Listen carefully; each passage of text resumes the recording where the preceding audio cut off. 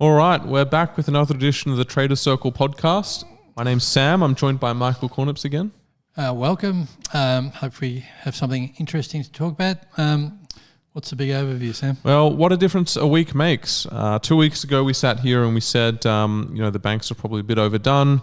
We'd probably look elsewhere in the market. We might rotate out of the banks. And it was a particularly poor week for the banks last week. I think you've got some numbers there, but NAB down close to 15%.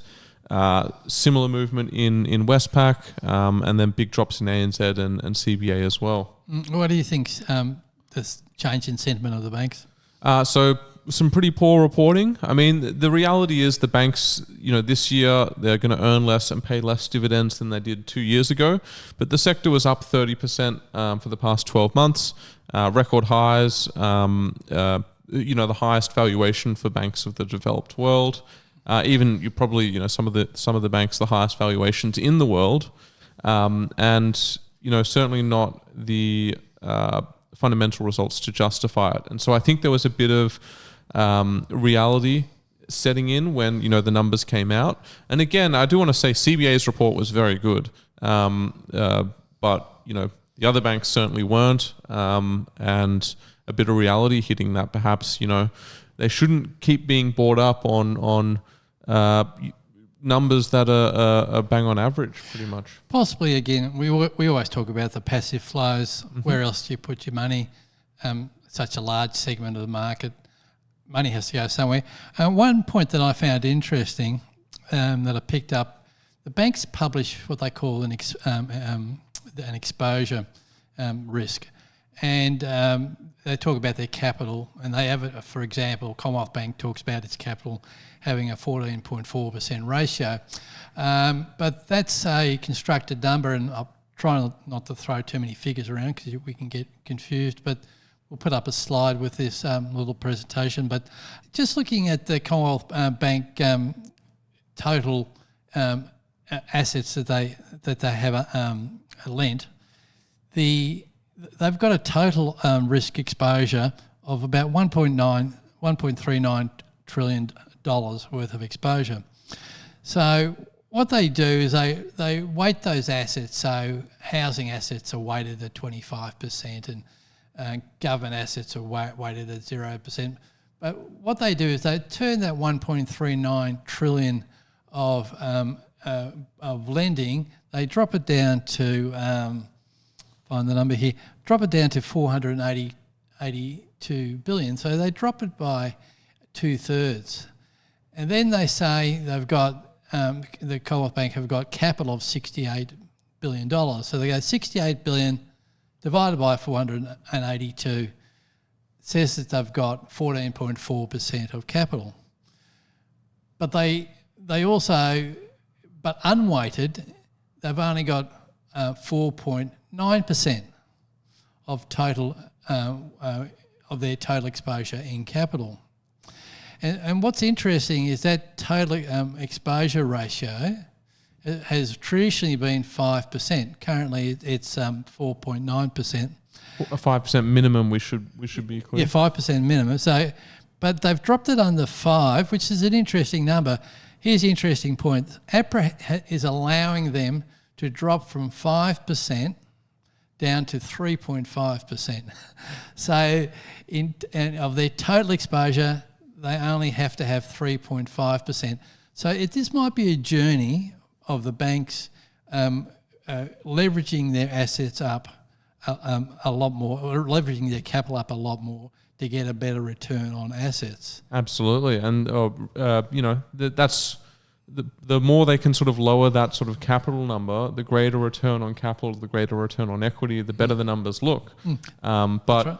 It does mean that they are inherently more risky. They are. So the banks, like both the Commonwealth Bank and the National Bank balance sheets expanded in the last quarter, but the capital didn't. So they've only been able to expand their balance sheet on the back of the lower allowable risk ratio. So it's interesting that if they continue down to that 3.5%, that's a 40% more gearing in their book. So if they lend $1 million, what they're saying is they only have to have $35,000 of capital. Now, the banking system, APRA's they're quite intelligent, they understand. So they're going, well, we're comfortable with that risk. But it comes to a point, 3.5% might not be a big buffer in a big crash. Yeah. But that point, and maybe that's a part of what the banking sector, people are going, this sector could get more risky. Absolutely. And I think, in our discussions before, you said this was a similar thing to the changes in Europe and, the regulatory changes they've made to keep their banks investable, keep them, as profitable private entities. We didn't have a similar sort of issue here, yet we've lowered our minimum leverage ratio regardless. The other thing that sets us apart from Europe is we have a much greater reliance on, the family home or investment properties, the property market in general, as a source of Australia's wealth. Yeah. Correct. Well, that's the point we always make, is that every year the standard is we expect home prices to double. And every 10 years. Yeah. And up until a few years ago, that was absolutely true. But from anecdotal evidence I'm seeing in our Melbourne area, that doubling over 10 years is not happening. We sold a house 9 years ago, and 9 years later it's pretty much the same price. That's a sample one. But I think unless in some particular pockets, I think house prices and apartment prices are moving sideways. Plenty of anecdotal evidence that apartment prices have gone backwards even. So the thing we want to make the point is that people's wealth and their spending has come from the rise in assets. So when the house was purchased for $400,000 in the 1990s, today it can be sold for $3.5 million. That price increase has paid for holiday trips, renovations, cars, and kids' school. And that's all well and good, but who's going to pay for it in the next 10 years if it doesn't double, if you can't cash in the capital value, and with our real wages in a slump? Absolutely. I think worst of the OECD. I think you showed another chart, and perhaps we can put it up on screen now, but Australian wage earner wealth is really sort of lackluster compared to pretty much any other part of the developed world. But not to get too stuck on that point, it's just we've been talking about this for years and years, and nothing's happened. Well, I think in terms of potential effects, it's been a pretty slow housing market, and we saw a big drop from REA. With the report and with the bank reports, and perhaps a drop in listings because prices have stalled out, and an effect of that is less people are willing to sell because they can't sell for a profit. And anecdotally, also we're finding that we have people and clients coming in. Why do you want to learn to trade? And they go, selling our investment property, taking a bit of risk off the table. All the tax laws don't work for us. We think it's going to get worse. So we're thinking about other passive income. So maybe that's an element coming into the market. Yeah, absolutely. A lot of Australian governments are struggling for cash, and they see the wealth that housing's accumulated, and that's an obvious target for taxation. And our government employment has exploded, a lot like the US. And like the US, we probably catch up and do, if we have a change of government, we've got an election probably coming up by May, have a change in government, that might try and shrink that part of the employment market. Yeah, possibly. We'll have to wait and see. But plenty more has happened across the past 2 weeks than the bank reporting. We've also seen perhaps the US or at least President Trump distance himself from the traditional Europe-US alliance, sort of sold out on Zelensky a bit and cozied up to the Russians. I think he's sold out on Zelensky a lot. So he went from the poster child to, mate, you've had 3 years, you can't get peace, you need to do something. You could have stopped the war 3 years ago.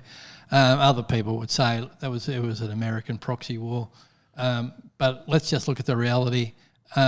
Zelensky's looking possibly to Europe for support, as opposed to looking to the US. The US is coming a little bit more isolationist, probably trying to split the world into the Western democracies and then leave the southern, the other side to themselves. Yep, absolutely. And part of me, I don't want to be controversial. Part of me questions if there's some sort of compromise on Trump or something like that. I think the big beneficiaries there were European defense corporations. I think we saw a big jump in things like Rheinmetall and stuff, because it's expected that Europe will now have to potentially fund more of the war. And there was a little bit of selling on Friday in the US, which may have been related to that as well. I think that's the political situation with Trump. He's saying, listen, all the other members of NATO, European Union, have to stomp up a bit more cash for the defences. That was sort of an issue, I think, in the German election on the weekend. The Social Democrats lost. The Green Parties got killed, dropped down to 13%. Social Democrats went backwards, so the Christian Democrats picked up about 29% of the vote. That's not a majority, so they'll look to do a coalition deal with somebody. Possibly won't do it with the ultra right wing guys. The AfD, I don't think so. They said they wouldn't. Alternative for Germany said they won't, but to get a controlling majority, we'll need to do some partnership deal. But definitely what's coming out of that is a couple of things, economic things. Since 2009 in Germany, they've had a debt ceiling. They can't increase their debt. It's been stuck. Angela Merkel back in 2009 froze the level of debt and said you can't borrow anymore unless you find a saving somewhere else. And they've stuck to that. So unlike the Americans who've expanded willy-nilly the money supply and printing of money, the Germans haven't. That's caused economic issues in that it hasn't created the liquidity we've seen that make our house prices go up and give income to people. So they'll need a 2/3 majority in a new parliament to unfreeze that locking of debt so they can start borrowing again. And also part of it will be that they'll need to be allocating a percentage of their GDP, a bigger percentage of their GDP to defence, and especially doing that because Trump's saying he's not going to fund, the funding the defence of NATO. So the Europeans sort of know now Trump's going to play hardball, going to play America first. Nothing wrong with that's the deal. So the Europeans know that they have to spend a bit more money. Yeah, absolutely. And I think France was talking about doubling its spend on the military over the weekend, and I'm sure there were similar comments out of the UK. A winner there would be their defence contractors. And getting back to the point you made the other day, Sam, is the German stock market has gone up 20% in 12 months in one of what would look like the most crappiest economies. Yeah, well, they say it's not linked to the German economy. There's been, it's been in and out of recession for the past few years, and their market's just skyrocketed. Yeah. And I think a lot of it is the liquidity out of the US. Yeah. That's pumped everything up, and will continue to pump everything up. Correct. A lot of people have said, well, the US is looking to cut spending, but the reality is it ain't going to happen. If they cut spending back to the big three, they're still spending a monumental amount of money. Yeah, there's a lot of publicity on the Doge cutbacks.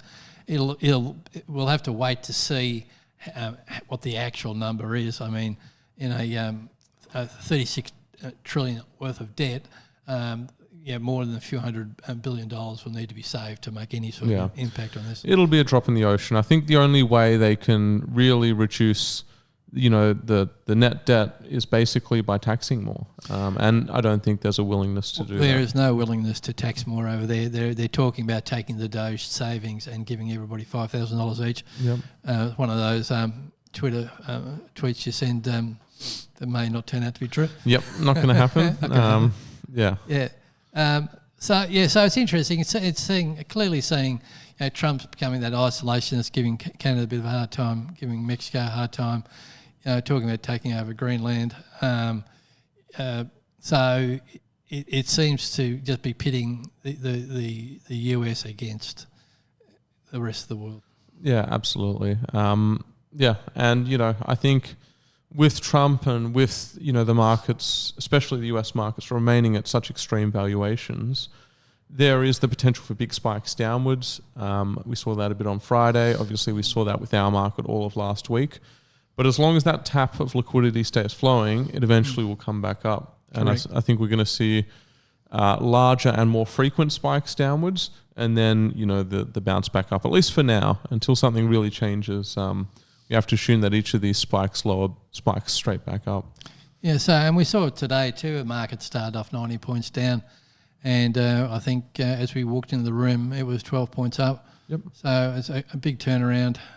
National Bank, which fell 13% over the past week, picked up 3% today. Yeah, a bit over 2%, I think, in the end. Yeah. So there's a bit of positivity coming back in there. All was not lost. Yeah, all was not lost, and that's the sort of environment we're in. I think we will see those short, sharp bounces down, and then we'll see short, sharp bounces back up. I think we'll see the bounces down with increased frequency, like I said, and probably increased severity as well. Our market, US markets, they remain very expensive, and I think, like we saw with the banks last week, there will be these moments where reality sets back in, or where you see rotation, and rotation sometimes violent. Maybe we see funds flow more towards materials and out of technology or banking and things like that. Now, our own technology sector is extremely overpriced, and we've seen some quite volatile movements there recently as well. What happened with WiseTech and what's gone wrong there? I think they've obviously had some issues with the founder and issues with the board, and some unfavorable news headlines. But I think deeper reality as well is that a lot of their growth came through acquisition and signing new clients on, and then a transition to more of a software as a service business. But a lot of that growth, I wouldn't really call it organic. It was merely sort of accretion, and as a result, hard to justify 100-year earnings to price sort of scenario. When you can no longer sort of make any more acquisitions. So. And Rio came out with their results this week. They did last week. Pretty good. I mean, obviously, iron ore is much lower this year than it was last year. Dividends are lower, but I think the story with Rio and BHP as well is that they've been able to diversify quite away from iron ore. Still the most important thing, but obviously they're looking more towards copper and aluminium, and in BHP's case, potash in the future. And I've said it before, I'll say it again, the second half of this decade, we're going to be seeing massive copper shortages and probably aluminium shortages as well. But, you look at what people were mining copper-wise 10 years ago, and you look at the sort of, scraps they're now starting to mine, just because the easy resources are starting to be taken up. I think we're paying for that green movement, not to be too controversial, that green movement where a lot of mining was stopped in the US. And I think one of the states in the US over the weekend, the energy prices are going through the roof. That state has had to buy electricity from neighbouring states. The thing when you have state governments with a green agenda, all well and good, but your power prices start going up when there's a scarcity, and then you see that shift to the more populist parties, see that right-wing shift, which is Trump is a beneficiary of course. So green movement, diversity movement, all well and good, but people see the price of it and don't like to pay twice as much for electricity. Yeah, I somewhat disagree on the green movement side of things, because I think it can be done well. I think particularly here in Australia, we really missed the boat on upgrading the power grid towards accommodating things like rooftop solar and energy storage. But yeah, I agree with you. I mean, I think people would say they believe in the green movement, and people would like carbon minimisation. But there's a human cost to that if, as you say, that it's not done properly. Yep. If if you get rid of, we talk about this all the time. If you haven't got the baseload power, you're not going to do it with wind and solar, and the thousands of kilometres of wires you have to build. So it's a problem of government, not of concept. Yeah, no, absolutely. All right. So if we sort of bring it back to our own market, obviously we've seen a bit of a readjustment over the past week in terms of, what you can action, what you can expect, what you can look for. Big drop lower. I think we will see a little bit of a bounce in the banks here. Yeah. We've seen when selling happens, it often doesn't happen all at once. Sometimes it does, but not in the modern world. You get the initial people who shorted the stock, and then they buy to cover. It bounces back up. I think we'll see some bottom feeders, some short covering across the next week in the banks. Yep. But from a more longer term perspective, I don't think they're going to behave like they did. I don't think it's just going to be high after high. You often talk about the earnings. What do the forward earnings look like? Forward earnings are pretty much flat. They were there was slight growth expected this year, but I think outside of CBA, that's now been downgraded to flat, and then perhaps even dipping in 26, 27. So I don't think it's looking particularly good at all. So the broad picture is not looking the best. No, not especially not at these valuations. Yeah. And people celebrated the drop in interest rates, but generally reserve banks don't drop rates unless they feel the economy is going to slow down. Absolutely. And after they dropped the rates, I think they basically kind of had a bit of whatever buyer's remorse is, but where you drop interest rate. Rate cutter's remorse. Possibly a political move. Shouldn't say that. Got an election coming up. You got an interest rate drop, the election in May, the end of financial year. The coalition, I'm reading possibly Coalition and Labor are talking about a Medicare package of $8 billion to close the gap between out-of-pockets and what the GP charges. So in effect, a privatisation of Medicare. But as the people against it are saying, it sounds like another unfunded NDIS. Possibly. I think the big point there is, the bulk billing payments for doctors haven't really been lifted in a long time, and a lot of doctors aren't bulk billing anymore. In some electorates, you can't find any. And I think this is an attempt to return it to a scenario where they do, where it is profitable for doctors to bulk bill. I always feel the intention's always honourable. I think the execution is terrible. And that's a problem with government. The NDIS, I think everybody, good idea, but holy hell, didn't know it was going to cost this much. Yeah, well, I think I think the issue with the NDIS was definitely in the implementation, and the broadband, yep. NBN. Well, that one was designed to fail, shall we say? That was built not to succeed. Stephen Conroy resigned and got a better job, I think. Yeah. But just going back, I think there'll be a little bit of a bounce back in the banks, but I don't think it's going to be the successive peaks after this. Could see a bit of rotation into, the major miners, your BHP, your Rio Tinto. Like I said, favouring a sort of mixed metals future with aluminium and copper. There's a lot of cheap Indonesian nickel coming on the market, but once all of that sort of flows through, I think nickel as well will be very important. And so I think, the miners, obviously, they're going to be in the short term vulnerable to the fluctuations in iron ore, but longer term, more importantly, will be the other metals. Sure. And a bit of steam out of the technology sector in the US. NVIDIA giving up a bit after DeepSeek. DeepSeek, yep. I think, when valuations become this stretched, there's always a big risk of, black swan events or short events of extreme selling. And, DeepSeek has been able to do a very successful model with a lot less infrastructure. But the reality is that they still trained their own model on models that used NVIDIA's infrastructure. So... We still have to find, how do they make a buck out of this? Well, absolutely. How do they monetize? The thing I've never been a big believer in is, saying AI is going to be like the internet, and that every company is going to benefit from huge increase in earnings and efficiency. And, I think companies are seeing small efficiency boosts, but I don't know if it's going to go all the way. I feel it's like the .com crash in 2000, where I think the next iteration of AI will be much more defined, and we know where it's going. I think now it's everybody go, let's do a listing and grab some money, and I think it's a bit cowboy. Yeah, I think so too. And just the next iteration of AI models. At the moment, it's still a series of if functions basically, and they've just ramped it up to billions of ifs. And by doing that, they've ramped it up to huge amounts of computing power. But that's all it is still.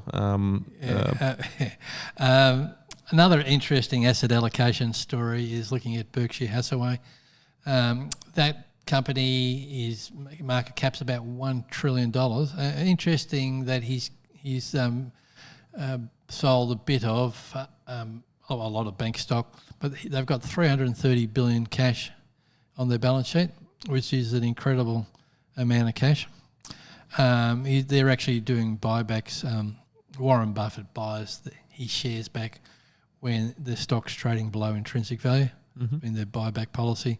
But there's an asset allocation. A company's getting 4.5% on treasuries rather than have it in the market ready to deploy.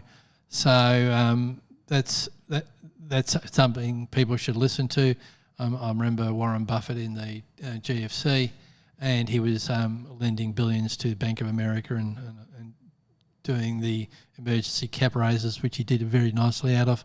So there's probably some food for thought there as to taking some risk off the table. It's never a bad time to sell at record valuations. Especially for our market, a yield-based market, yielding less than the cash rate. So, and the problem is with interest rates at 4%, you still have to pay tax on that. So you take minimum 25% off that. You're down into the threes. So you're not going to retire on it.